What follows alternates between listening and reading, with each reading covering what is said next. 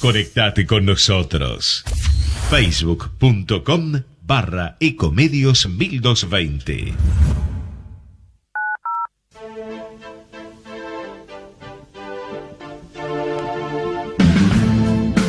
Al derecho y al revés.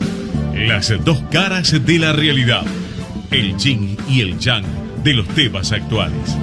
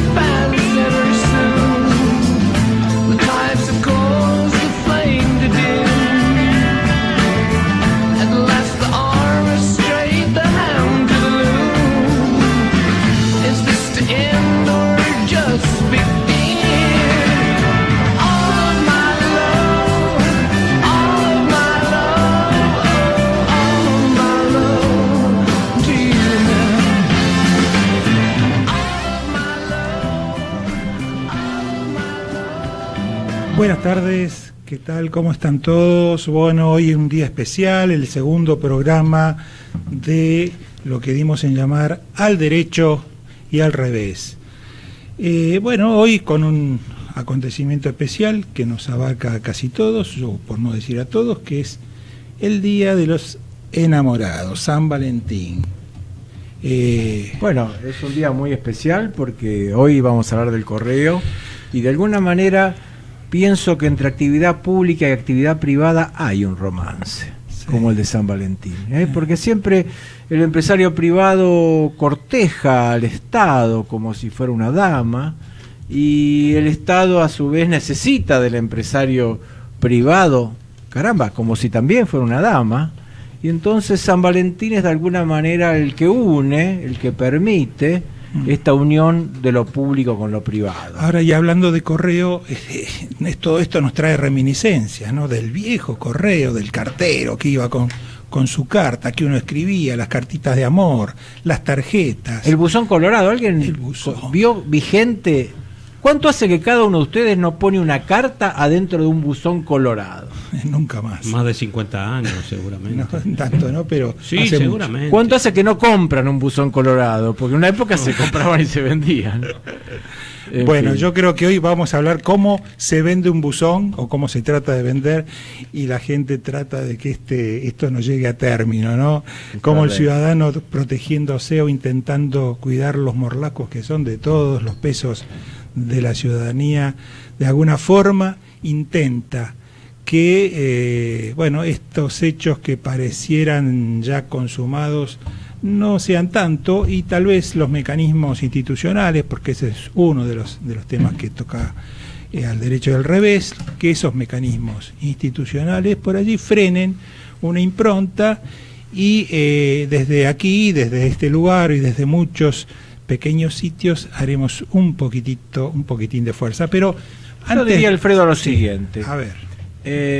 A vos ibas a pasar unos anuncios importantes, dale. Tal cual, no, queríamos decir que hoy, está en la conducción Eduardo Fabier Dubois, frente a mí, yo soy Alfredo Popritkin, Alejandro Drukarov se encuentra todavía de viaje. En el crucero, qué suerte que tiene. Ese crucero viene muy lento. No termina nunca. El crucero del amor. Sí, hoy día de San Valentín no quiero ni pensar los zafarranchos que harán el crucero. Tal cual.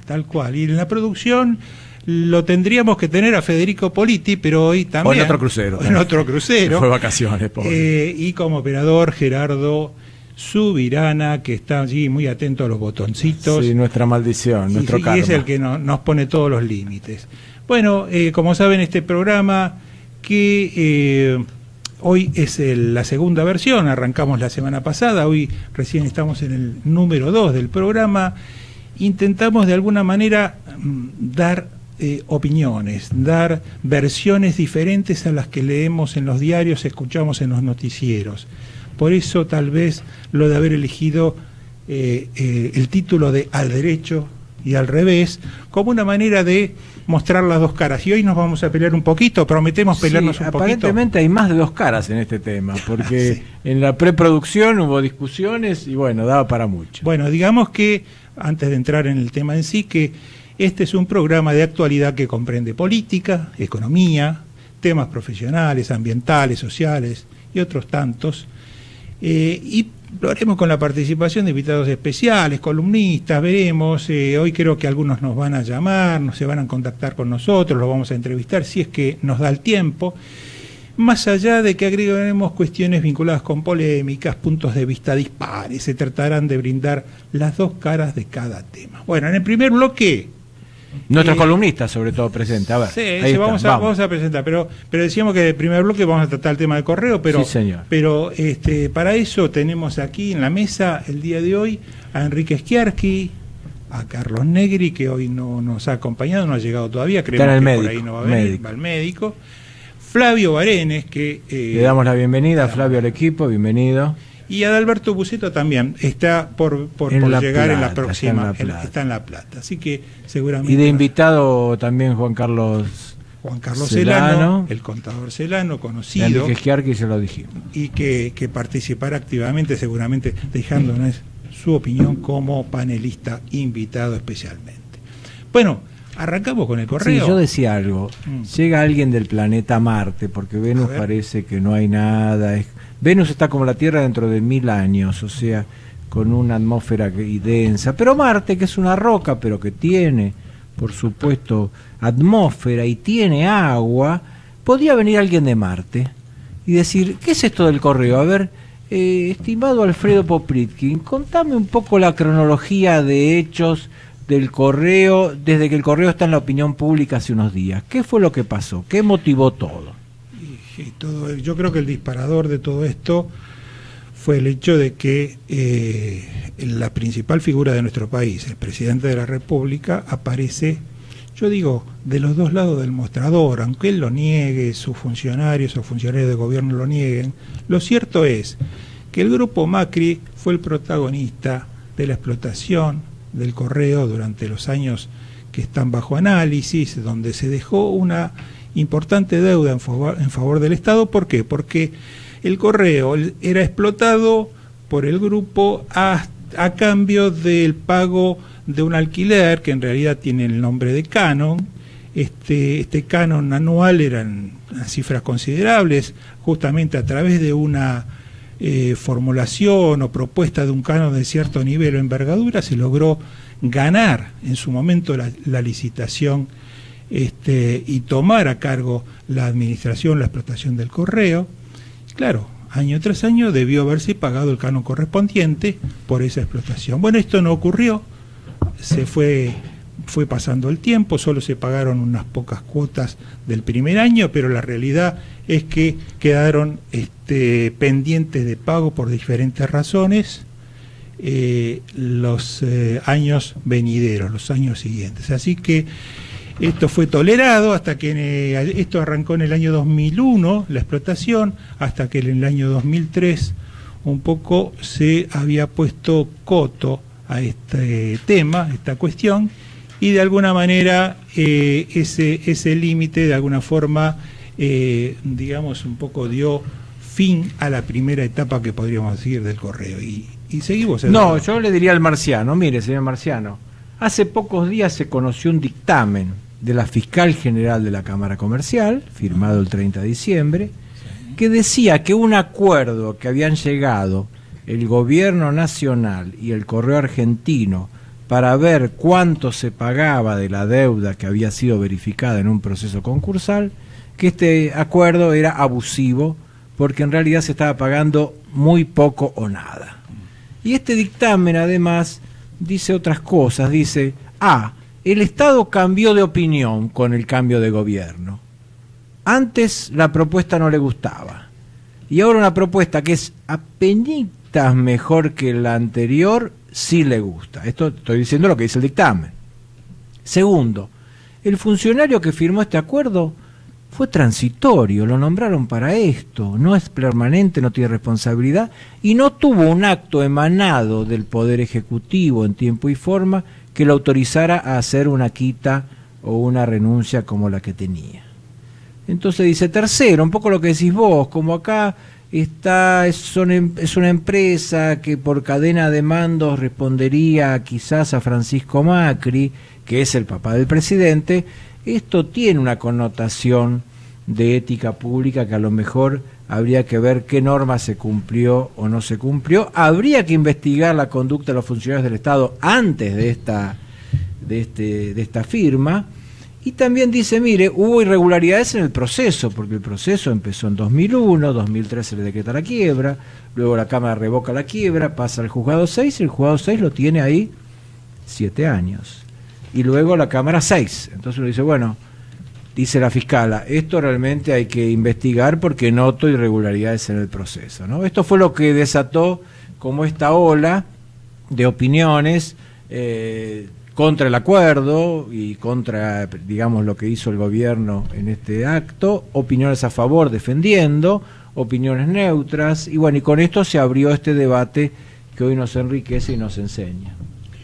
Bueno, lo que quería decir es que estamos tratando un tema del 2017 que nace en el 2001, 16 años antes.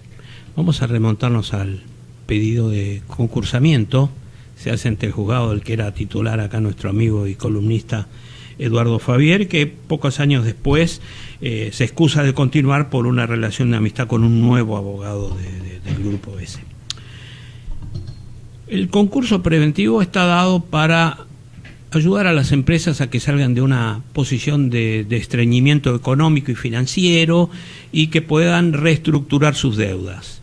En el caso del Correo Argentino, de esta sociedad anónima, fueron designados una cantidad de síndicos que son los auxiliares del juez para opinar sobre las cuestiones inherentes a este tema y que determinan en lo que se llama el informe general, un informe que contiene el activo, el pasivo, las causas que llevaban al desequilibrio económico, entre otras cuestiones. Determinan un activo de 1.490 millones y un pasivo de 1.000 millones, de los cuales, estamos hablando de números redondos, ¿no? Unos 300 millones, un poco menos de un tercio, correspondía al Estado Nacional. ¿Qué es lo que se debían mutuamente? Bueno, el Estado Nacional dice que no se pagaron los cánones, pero a su vez el Correo decía que el Estado y las empresas del Estado no pagaban los servicios de correo que les brindaba, por lo tanto había un sistema de había cuestiones recíprocas no resueltas. Claro, había ciertas obligaciones del Estado Nacional vinculadas a darle exclusividad en ciertas áreas que Correo decía que no se estaban cumpliendo. Exactamente. ¿No? O sea, para mí es un tema interesante, porque a ver, más allá de lo esporádico que es el dictamen, y ya te dejo, Juan, perdona, aparece acá una serie de temas a considerar que son interesantes. Uno era este tema de los incumplimientos recíprocos, cómo fueron, ¿no? Sí, sí. Bueno, hasta ahí, por cada peso de deuda, había 1,5 de activos, es decir, que esto era un concurso preventivo razonable que podía salir favorablemente, que podía terminar favorablemente. En el 2003 se complica esto, porque en el 2003 el Estado Nacional se apropia el activo de la empresa.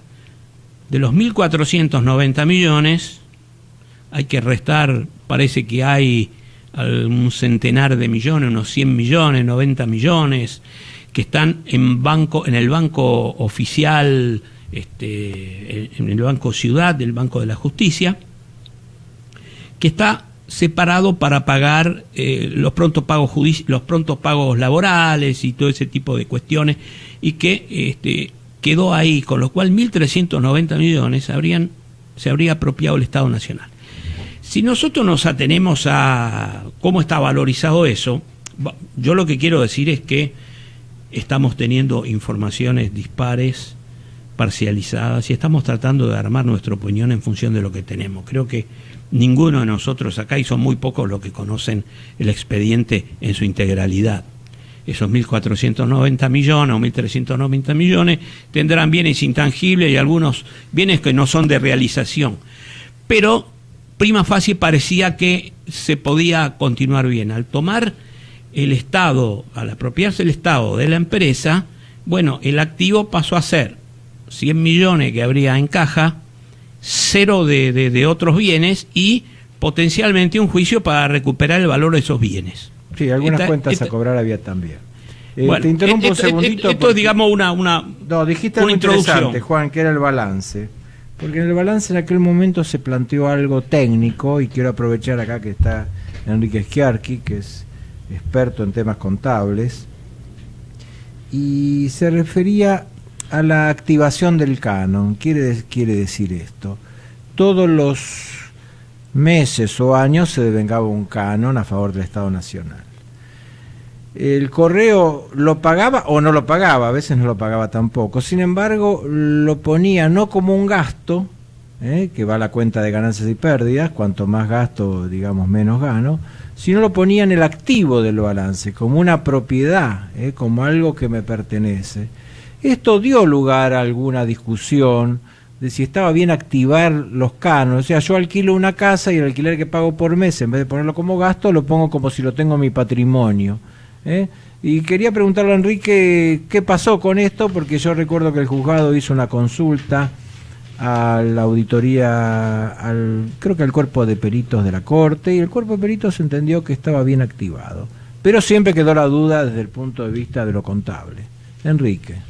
Bueno, es un tema bastante complejo. El tema es que, de acuerdo a normas internacionales de contabilidad, un activo tiene una definición como un recurso y, vuelvo a repetir, de acuerdo a normas internacionales, un gasto no podría activarse bajo ningún concepto. Las normas contables argentinas no adoptan las normas internacionales, sino en todo caso son normas propias que tratan de alguna manera de estar en el mismo, digamos, o de adoptar ciertas normas internacionales, pero no son las mismas. Y yo recuerdo que cuando se dictaron las normas argentinas, hubo de alguna manera algunos representantes de consejos profesionales que formaban parte de la Federación de Consejos Profesionales que, bajo la costumbre de activar los gastos de organización, decían, bueno, esto es, digamos, una modificación muy sustancial, hay que ir de a poco y permitir esta, digamos, activación. Por supuesto, hubo todo un debate en la Federación y se llegó a la conclusión que podían activarse, pero siempre y cuando tuvieran fueran, digamos, un valor recuperable, que el día de mañana fuera digamos, una posibilidad de recuperación de ese gasto, que ese gasto sería como un valor agregado.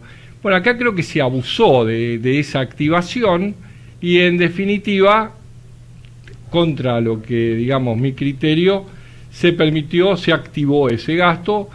Si mal no recuerdo, Eduardo, hubo, digamos, opiniones divergentes entre los síndicos y fue el perito de la Corte que en definitiva dirimió la cuestión diciendo de que estaba bien el balance. Bueno, perfecto. Bueno, a ver, yo en el procedimiento del concurso preventivo, la evaluación que se hace del activo no es la de los balances de la empresa, sino es una evaluación que hace específicamente el síndico, un contador público.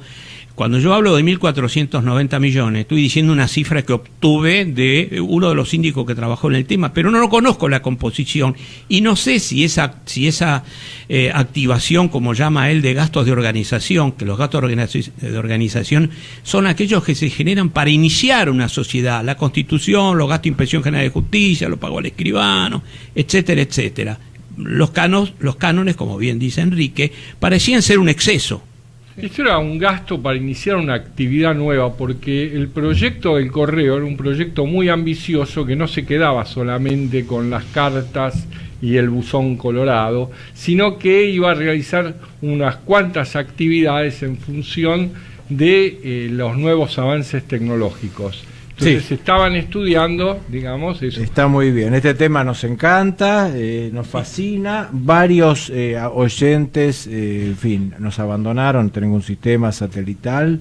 No sé por qué un tema tan interesante de derecho contable, pero bueno, queríamos por lo menos para los técnicos, para los que conocen el tema, ver que acá hubo una discusión sobre esta activación que queda para la ciencia contable. ¿Puedo pasar un llamado que tengo? Miren, acá Inés, que es una contadora del Consejo Profesional, dice... Síndico en ejercicio, Inés, la propuesta abusiva no fue denunciada por ningún acreedor en tantos años transcurridos. ¿A qué se debió tanto silencio durante tantos años sin que se accionara como los marcan los tiempos procesales? ¿Qué pasó con el Ministerio Público? Bueno, gracias Inés por estas dardos que nos tirás, y no sé si alguien se podrá hacer cargo de esto. Por lo que dice el dictamen fiscal, hubo una propuesta en el año 2002, 2003, antes que quebrara, que era del 7%. Después no hubo más propuestas hasta la propuesta esta última del acuerdo, que fue un acuerdo cerrado el año pasado, ¿es correcto? Sí, creo que al principio fue del 6% de interés. Ajá. A ver, yo creo que la abusividad se da en dos ítems. Acá estamos considerando la abusividad solamente en el ítem de la deuda, en la forma en que se pagaría la deuda.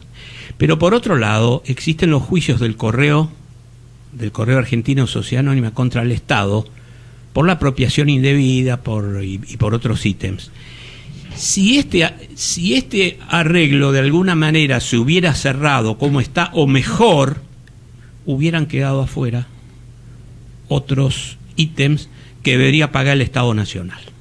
Entonces, como estamos escasos de tiempo, porque estamos en las 19:23 y quisiéramos entrar a opinar, yo diría que esta resolución no es solo respecto de la deuda y cómo se va a pagar, sino tiene que ser una integralidad, tiene que comprender un convenio absolutamente que comprenda no solo la deuda, sino el pago de los activos por parte del Estado, que se compensen unos con otros. Y como estábamos hablando en la preproducción, a lo mejor habría que generar algún sistema por el cual algunos negociadores experimentados en el tema puedan armar un rompecabezas razonable para todos. Yo quiero decir algo. En mi vida, cuando fui un joven gerente de una empresa, lo digo siempre a los amigos, me decía, el dueño de la empresa, un armenio, me decía, seguir un mal negocio es hacer un pésimo negocio, así que el mal negocio termínelo rápido. Yo creo que se está convirtiendo no en un pésimo negocio, en un pésimo negocio elevado a la potencia n. Esta es mi opinión.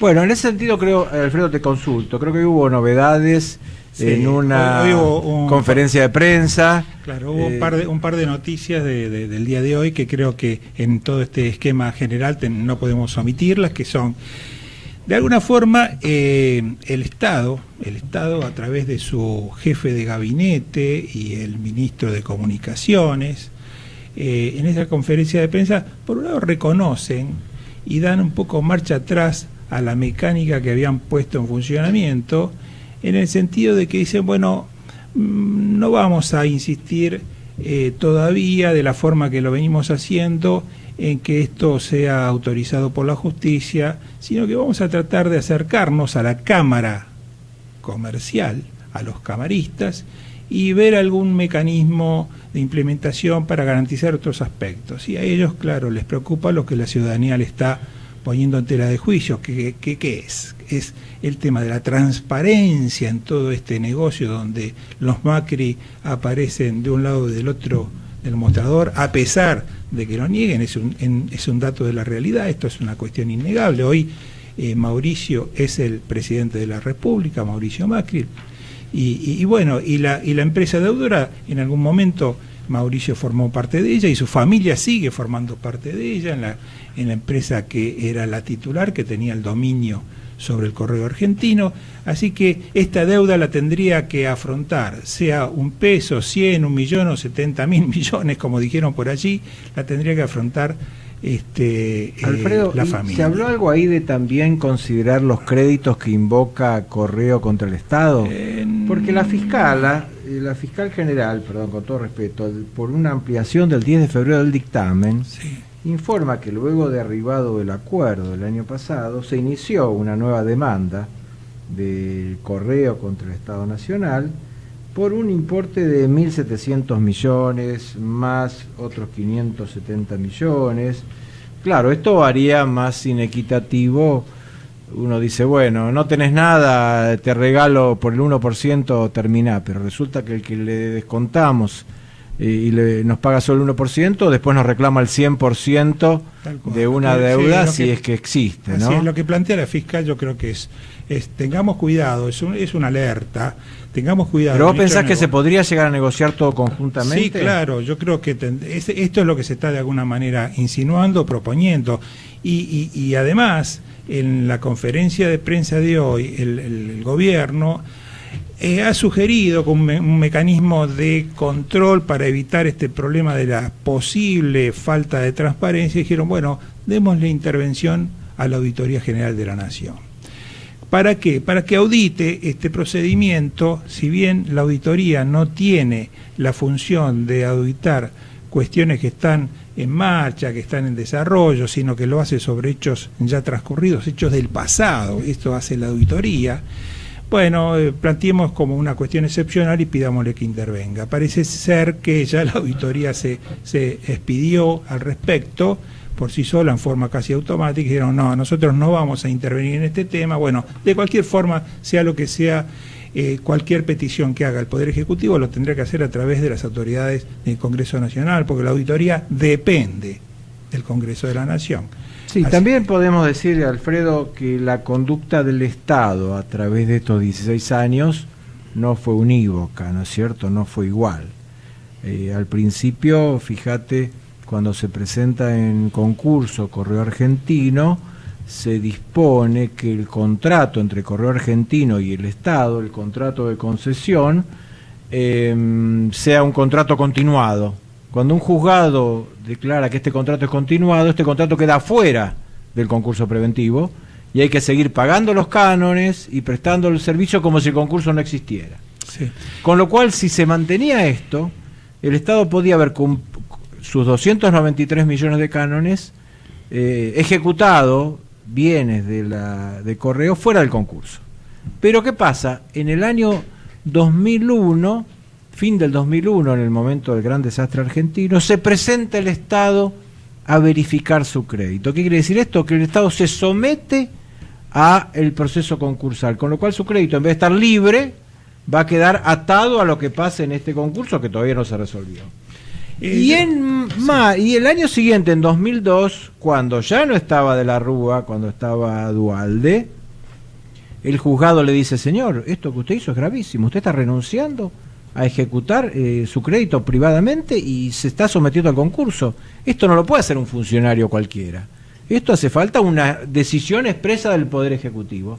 Pues en ese momento vino una decisión expresa del Poder Ejecutivo diciendo, señor, autorizo, ratifico la verificación.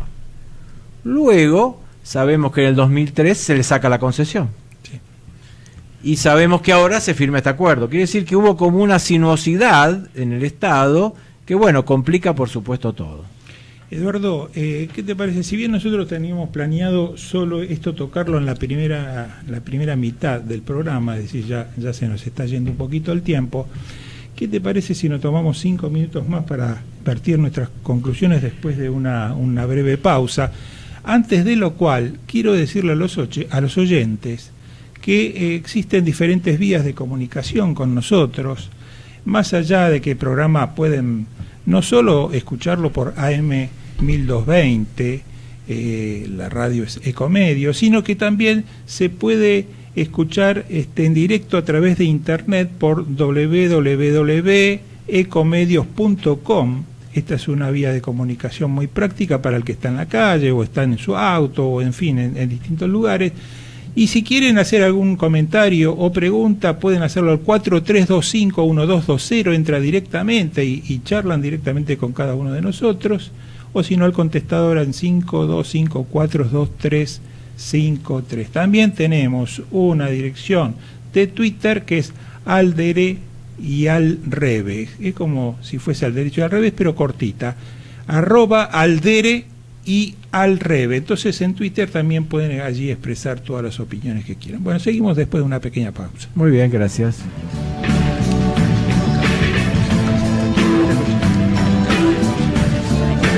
Ecomedios.com AM1220. Estamos con vos. Estamos en vos. Descarga gratis de tu celular la aplicación Ecomedios. Podés escucharnos en vivo, informarte con las últimas noticias y entrevistas en audio y video. Búscala y bajate la aplicación Ecomedios. Podés vernos en vivo en ecohd.com.ar. Conectate con nosotros. Contestador 5-254-2353. Una charla sin guión con noticias de actualidad, donde más allá de polémicas y puntos de vistas dispares, se trata de brindar las dos caras de cada tema. Al derecho y al revés, los martes de 19 a 20 horas por Ecomedios AM1220.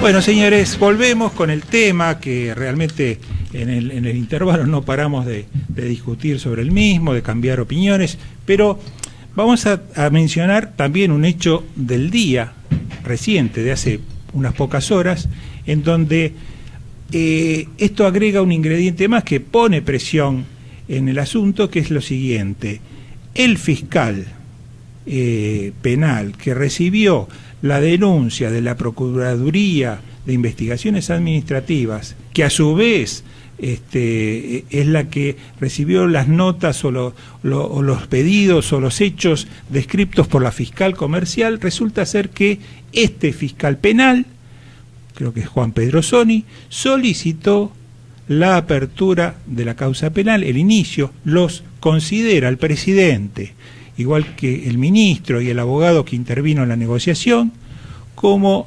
imputados, y comienza la investigación analizando los hechos para ver si hay causa penal, si hay delitos cometidos en todo este periodo y si de alguna manera se le suma a la gran compleja problemática comercial y concursal este tema, la posible comisión de algún delito penal. Así que este es un hecho que agrega complejidad. ¿Hay algún delito concreto denunciado, Alfredo, que se sepa por la información disponible? La verdad no tuve tiempo material de leer el dictamen del fiscal, pero... ¿Qué podrían ser negociaciones incompatibles? Y por lo menos público. Tenemos negociaciones incompatibles, habría créditos que podrían, o sea, activos o créditos o derechos que podrían haber sido de alguna manera digamos, dejados de reclamar por parte del Estado, lo cual implicaría una defraudación al Estado posiblemente. Allí hay varias cuestiones involucradas. La realidad es que comienza una investigación y cuando se describen los hechos y todavía no hay un avance de la causa considerable, todavía no sería aventurado establecer los delitos, porque estos van a surgir o se van a modificar a medida que la causa vaya avanzando.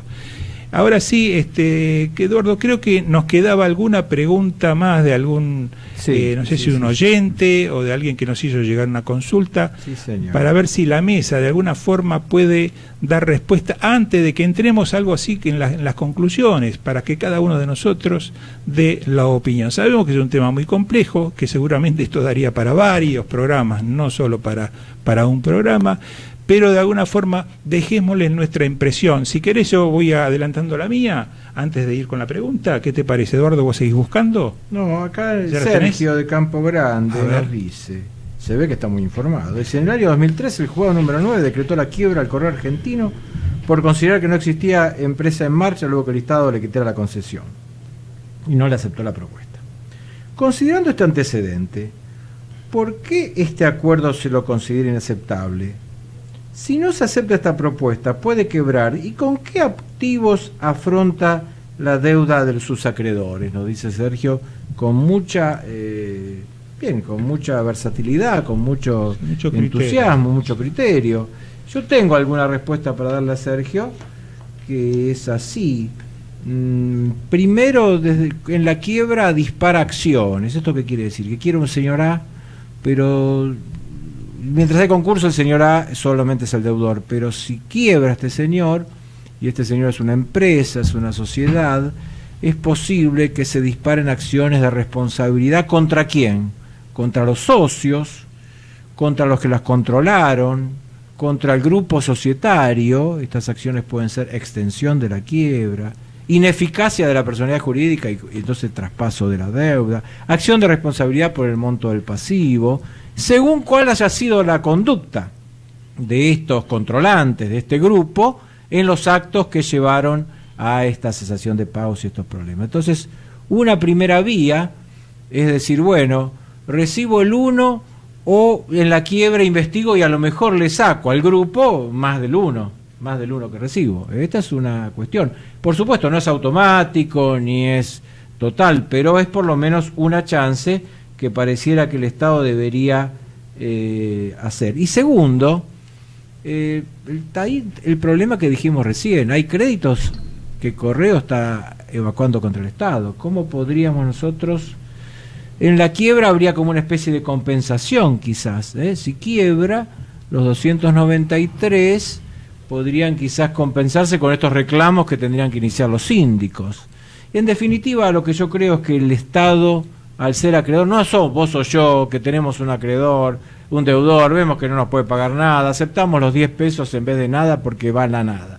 Aquí es el Estado, y el Estado, como no es plata de él, no es plata del gobierno, es plata del pueblo, y no tiene una ley del Congreso que condone, el Estado debe hacer todo lo posible para cobrar, aunque en definitiva no termine cobrando nada. Un amigo me decía, me parece más decoroso que el Estado cobre cero en una quiebra, intentando por todos los medios hacer acciones de responsabilidad que después fracasan, que cobre uno sin intentarlo, ¿no? Sí, Esto creo que es un razonamiento más que a Sergio lo convence. Más teniendo en consideración que estamos hablando de cuentas a cobrar de acá a 15 años, porque lo cierto es que la propuesta que está en discusión hoy por hoy es una propuesta que tiene una cifra, un valor que puede ser, uno lo puede considerar sin ver el entorno como mucho dinero. Se hablaba de algo cercano a los 300 millones de pesos originariamente, que pagados y podrían llegar a ser 600 millones de pesos, pero resulta que en los primeros 11 años de acá en adelante, en los primeros 11 años, se cobra solo el 20% de esa deuda, se comienza cobrando el 1% del total de ese pasivo a favor del Estado por año, el primer año, el segundo, el tercero, luego el 2%. Todo esto hace que se cobre una cifra ínfima y resulta que después de 16, 17 años se termina cobrando. Entonces, ¿qué va a ocurrir? Seguramente en todo ese proceso el poco poder adquisitivo que tiene esa cifra, esos valores, se van a ir diluyendo con el tiempo, o sea que cada vez va a ser menos representativo. ¿Con qué nos vamos a encontrar si se decreta la quiebra de esto? Porque evidentemente una de las posibilidades es que al ser un gran concurso ahora se llama lo que se denomina el cram down, que seguramente nadie se va a presentar para quedarse con la empresa porque no tiene actividad. Inmediatamente después de las quiebras, ¿con qué se va a encontrar? Con un activo de 0 pesos, más 100 millones en bancos judiciales y una acción judicial para recuperar activos, acciones contra las controlantes de Correo Central por un lado, acciones para recuperar los activos tomados por el Estado, y algo de lo que no hemos hablado es qué garantías estaban incluidas cuando se hizo la concesión con el Correo Central, porque para los supuestos casos de que no se concluya con el contrato, tienen que haberse previsto garantías. Esas garantías, ¿quién es el beneficiario? ¿El Estado Nacional o parte de esas garantías podía entrar al concurso? En mi opinión, esto es lo que nos vamos a encontrar si se presenta, si se da la quiebra. Un tema técnico muy reiterado en los programas periodísticos es que los funcionarios negaron en todo tiempo de que haya existido una condonación, basándose en un artículo de la ley de quiebras por la cual se suspenden los intereses. Decían, no, nosotros cobramos a valor nominal, no cobramos los intereses porque están suspendidos, y no hubo bajo ningún concepto condonación. Esto tiene que ver con la inexistencia de una ley del Congreso que, digamos, que no autorice la condonación, y ahí sí podría haber alguna falla, alguna acción contra los funcionarios que de repente firman esto, ¿no?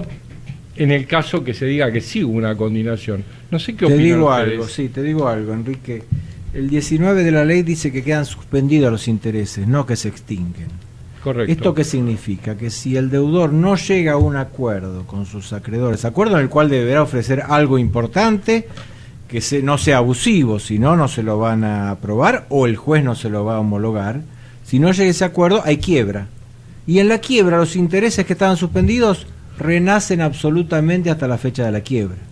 Con lo cual los intereses están pendientes y deben ser tenidos en cuenta. Por lo tanto, técnicamente es incorrecto decir de que no hubo condonación. Claro, es incorrecto decir que no hubo condonación, pero esto plantea otro tema que sí está en discusión.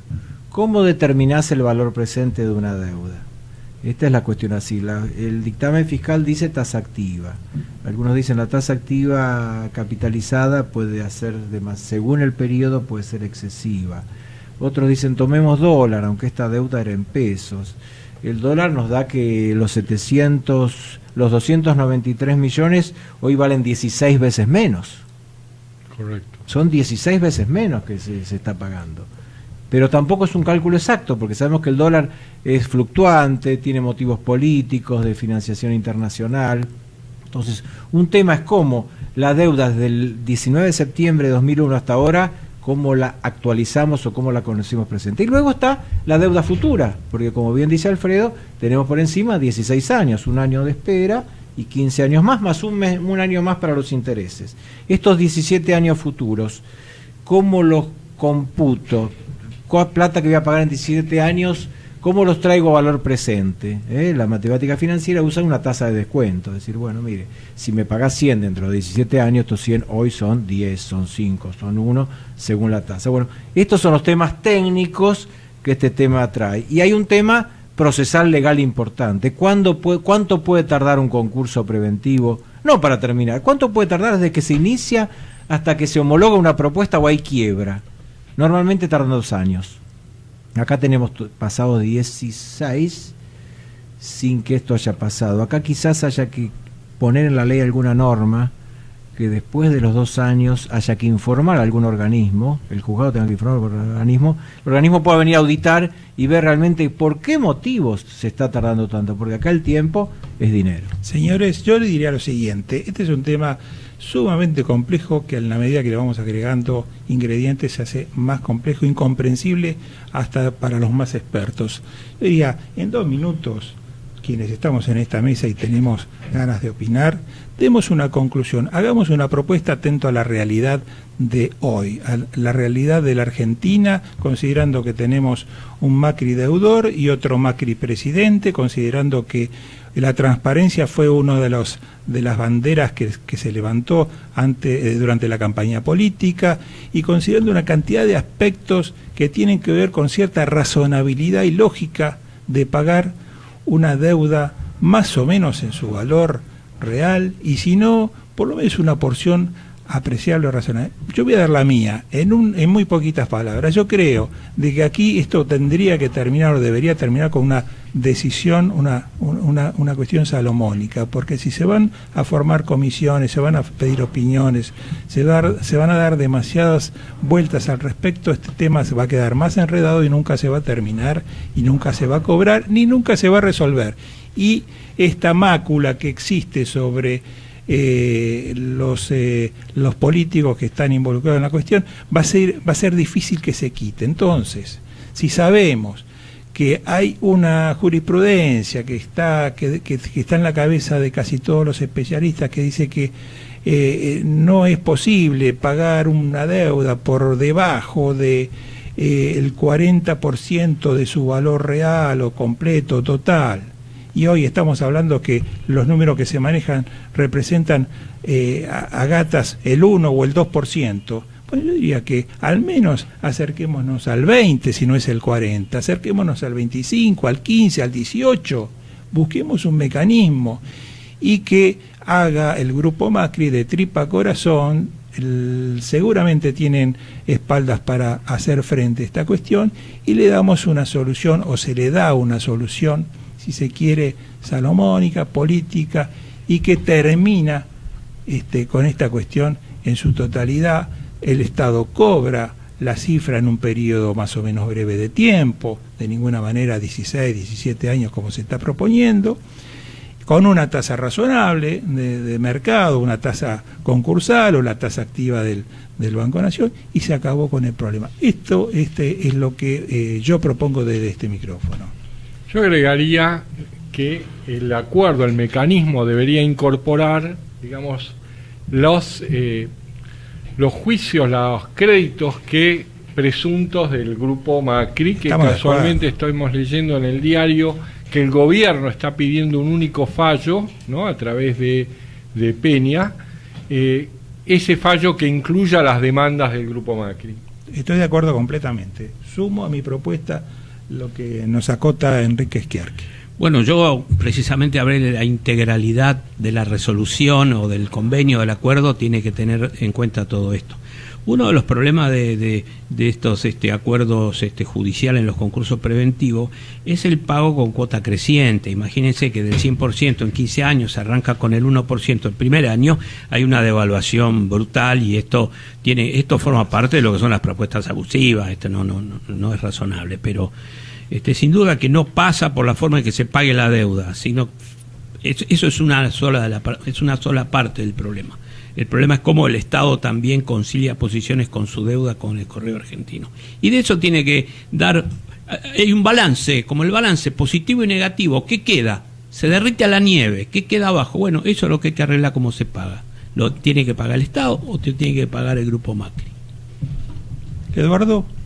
Bueno, yo coincido. Creo que acá la solución tiene que ser consensuada, negociada, transparente. Debería hacerse una auditoría de estos reclamos el Correo contra el Estado, esto machearse contra la deuda inversa, y acá determinarse un saldo transparente y que se vea cómo pagar. Coincido, y creo que además tenemos que aprender algo para la duración de los concursos preventivos antes de la homologación o quiebra, y procurar una ley que fije un plazo, y que a partir de esos plazos anualmente el juzgado, el síndico y todo el mundo debe informar a una oficina que audite estos procesos.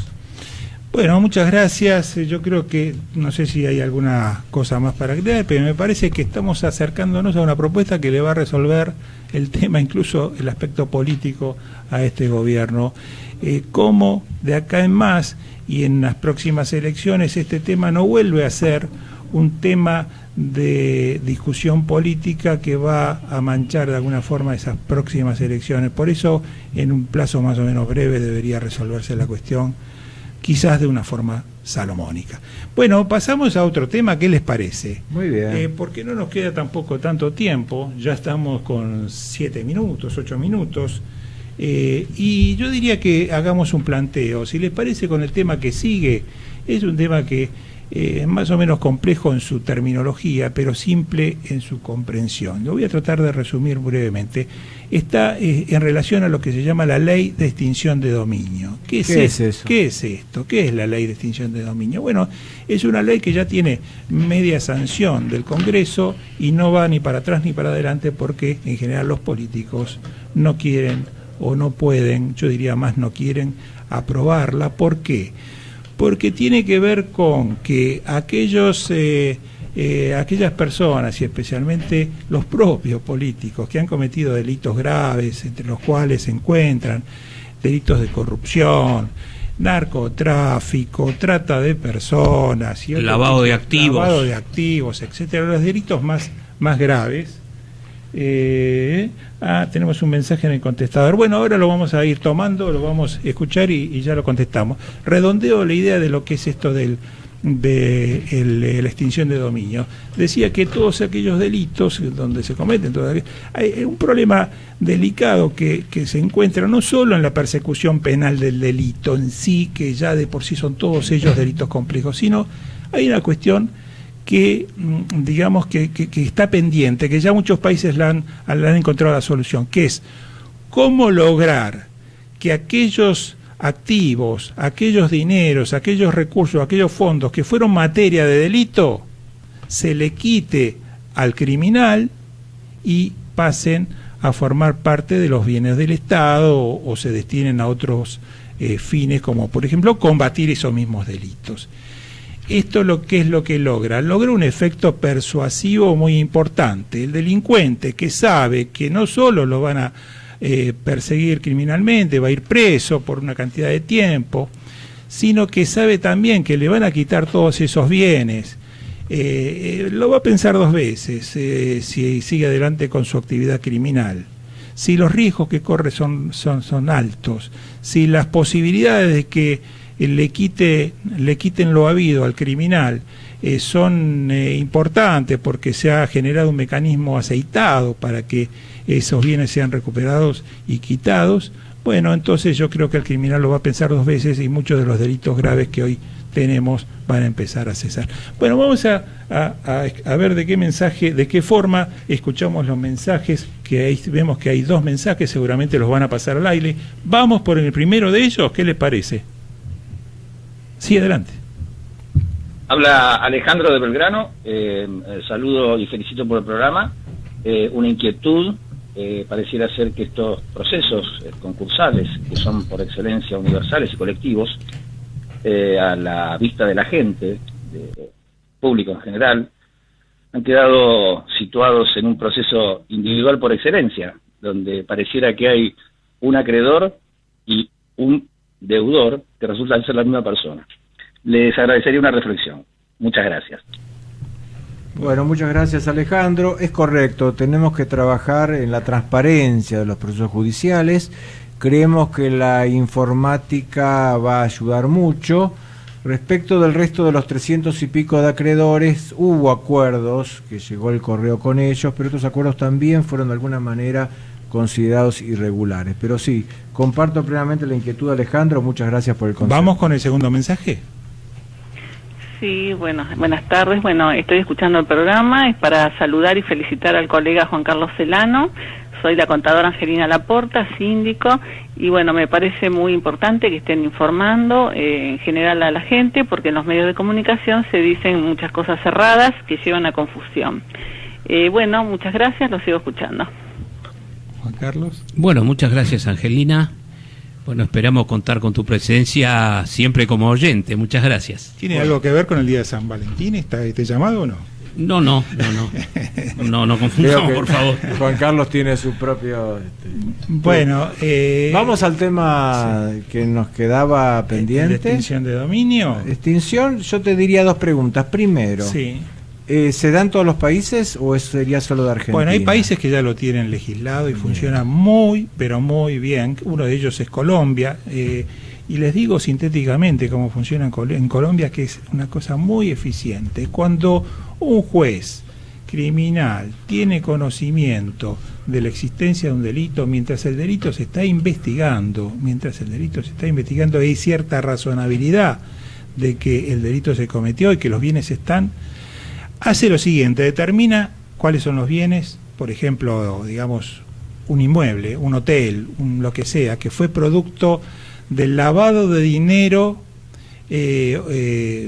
surgido como consecuencia de lo habido a través de la comisión de delitos, que podría ser, por ejemplo, narcotráfico, si hablamos de Colombia, ¿no es cierto? Hubo grandes inversiones de diferentes formas, pero mucho en inmuebles, y sospecha que hay un inmueble adquirido con esos fondos. Lo que hace es lo siguiente, es muy sencillo: obtiene el dominio, o sea, los datos catastrales del inmueble, lo publica eso en el boletín oficial y da 30 días ¿para qué? Para que aquel que se sienta legítimo titular, propietario de esos bienes, se presente ante ese mismo juez con los títulos correspondientes y demuestre cómo llegó a obtener esos fondos para la adquisición de ese inmueble. Si nadie se presenta, que es lo que ocurre normalmente, porque se trata de criminales, automáticamente se produce la extinción, y ahí el nombre, la extinción del dominio, y pasa ese bien, se escritura a nombre del Estado. Entonces es un sí, hay que ver el derecho de defensa también. También, pero esto, bueno, funciona. Bien, es interesante la iniciativa, nos parece muy bien. Creo que Enrique tenía un tema más vinculado a un aspecto internacional en estos minutos que nos quedan. Sí, no sé si tendremos tiempo, pero bueno, al comienzo del programa Alfredo decía de que el programa intentaba versiones diferentes, y de repente, buscando en los diarios, encontré un tema muy interesante respecto a la situación, que es una situación muy compleja, la de la inmigración. Yo creo que, bueno, no es el tema el de la inmigración y la cuestión del muro que Trump amenazó, etcétera, etcétera.